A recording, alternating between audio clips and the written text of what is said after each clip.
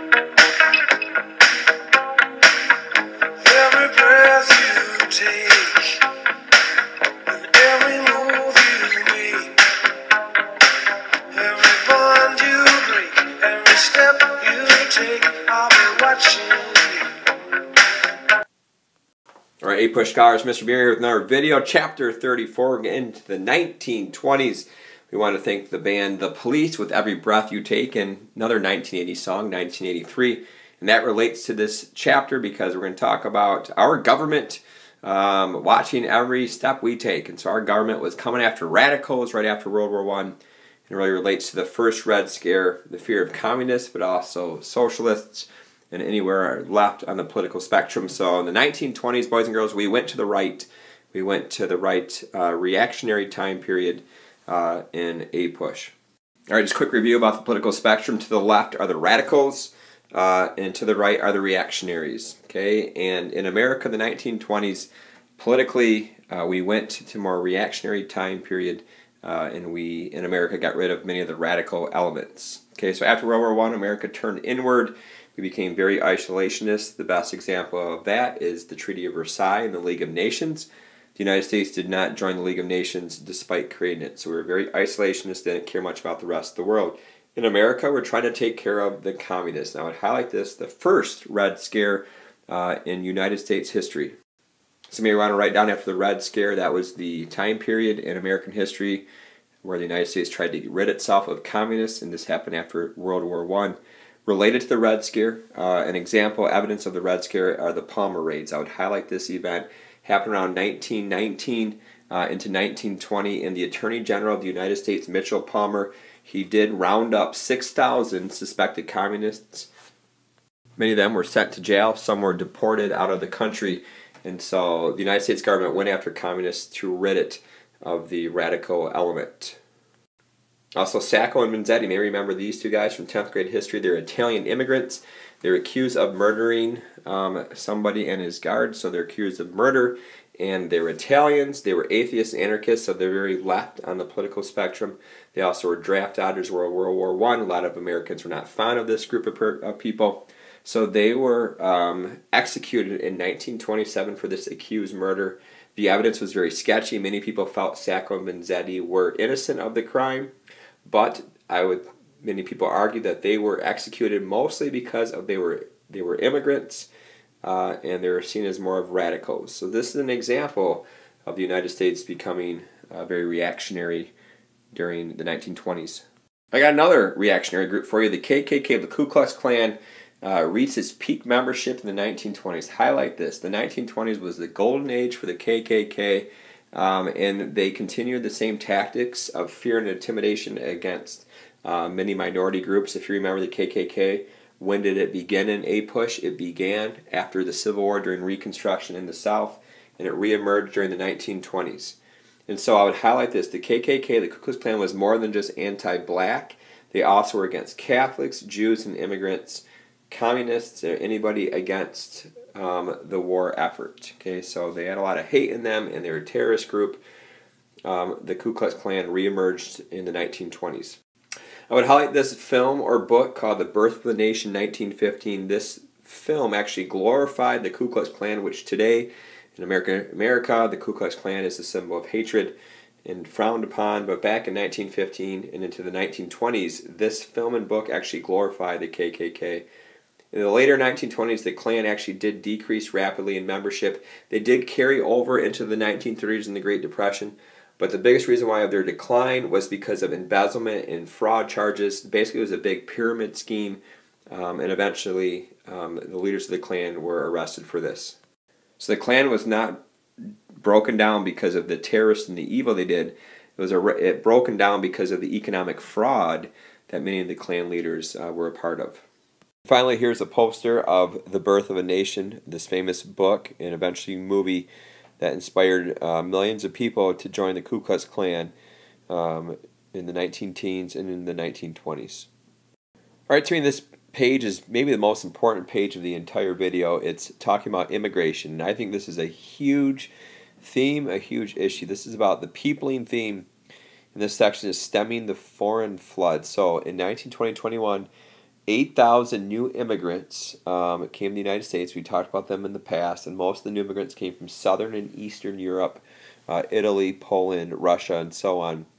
And in response to this massive amount of new immigrants, the United States said no more, and so they passed two laws in the 1920s to limit immigration. The Emergency Quota Act of 1921, highlight this. So the Quota Act of 1921 basically restricted immigration to 3% of their nationality living in the United States in 1910.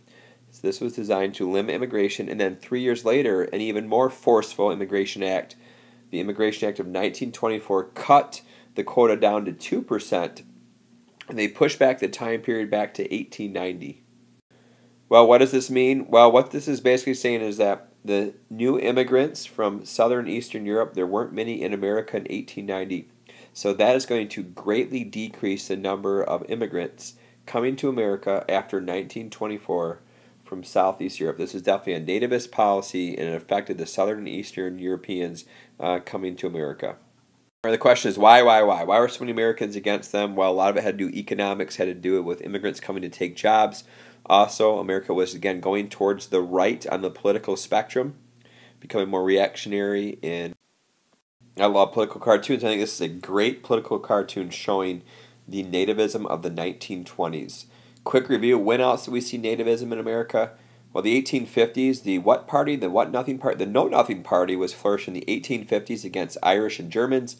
Again, we see it again in the 1880s, 1890s, the American Protective Association against all this wave of immigration. And then again in the 1920s, okay, massive nativism with these two laws. And 1921, 1924, and this one became even more restrictive. So all these Europeans wanted to come to America, but America funneled them with these new immigration laws, limiting the number of immigrants that actually came to the United States. All right, Prohibition and temperance has been mentioned throughout APUSH, and it finally becomes the 18th Amendment in 1919. This amendment was passed. The law that's tied in with this amendment is the Volstead Act. Okay, so the amendment allowed Prohibition to happen. The actual law passed by Congress was the Volstead Act. It prohibited the use and sale of alcohol in the United States. And this is called, Prohibition is called the noble experiment. So it was like, it's a good idea. Let's try it. Let's try to end Prohibition. A lot of problems with alcoholism, violence, abuse, so on. So let's try to make this noble experiment happen. However, it did not work. Prohibition did not work. Now, people maybe drank a little bit less, but people still did drink alcohol overall. The law was not enforced very well by the federal government. And one of the biggest negatives of the noble experiment, Prohibition, is organized crime flourished, another terrible thing. So in the end, Prohibition was repealed in 1933, 19 years later with the 21st Amendment, so it did not work. All right, the golden age of gangsterism is tied into Prohibition. Organized crime like this flourished in the 1920s because of Prohibition. A little bit of causation there. Organized crime were able to sell the illegal alcohol, the moonshine, and they became bootleggers. That was the name for the organized crime, selling illegal alcohol. Chicago is where it happened the worst. Organized crime, where the most famous gangs were created. One of the worst events related to organized crime in Chicago was the St. Valentine's Day Massacre in 1929. Infamous gang leader Al Capone ordered the killing of several rival gang members, so it's a black eye for Prohibition, the rise of organized crime. Al Capone never went to jail for his killing of people and his bootlegging and all of his corrupt practices, but he did go to jail, though, finally, on tax evasion for failing to pay his income taxes. So that's how the infamous, awful Al Capone was able to get to jail. Also, gangs involved in organized crime and bootlegging spread out into other awful areas, prostitution, gambling, and drugs as well. So Prohibition caused this bad time in American history. Hey, let's talk about some monkey business. In Tennessee, the Scopes trial in 1925 highlight this. Probably the biggest trial in 1920s besides Sacco and Vanzetti. Those are the two biggest trials. And this whole trial dealt with the teaching of evolution in public schools by a man named John Scopes. Frankly, you don't need to know him. The last name is important, but this is the Scopes trial. He was a science teacher in Tennessee, again, a more reactionary, conservative area, and he was charged with teaching evolution in public schools that was against the law. Well, William Jennings Bryan actually is going to represent not Scopes, but actually the school district. So William Jennings Bryan was for fundamentalist beliefs, for religion. He's going to represent them in this trial. Clarence Darrow is more of a modernist. He defends Scopes in this trial. He is one of the most famous lawyers in American history, and he defends the teacher, John Scopes. And here's a picture of Darrow in WJB. He's still around. Unfortunately for him, he dies shortly after this trial, but he's still fighting, and he just can't win. All right, some more specifics of the Scopes monkey trial. Again, it was about the teaching of evolution in public schools.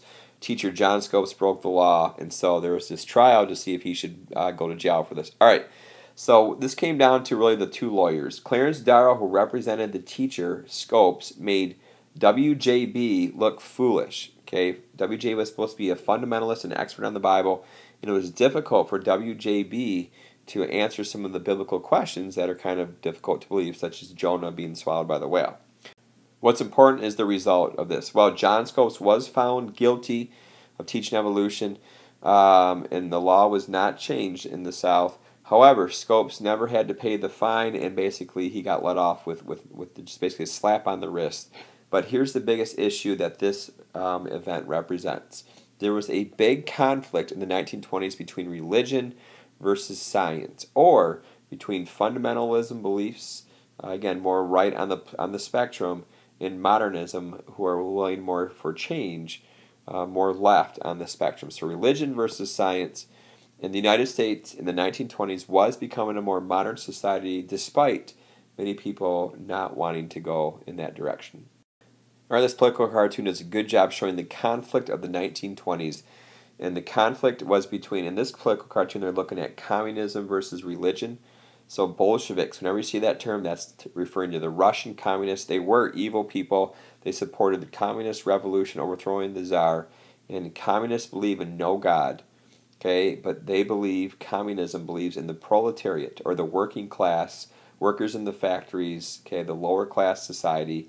They're the ones that are the most important in a society. So this communism is against organized religion and fundamentalism, and so is science, according to this cartoon, saying science falsely so-called, and there's no God but protoplasm, so that's a scientific term.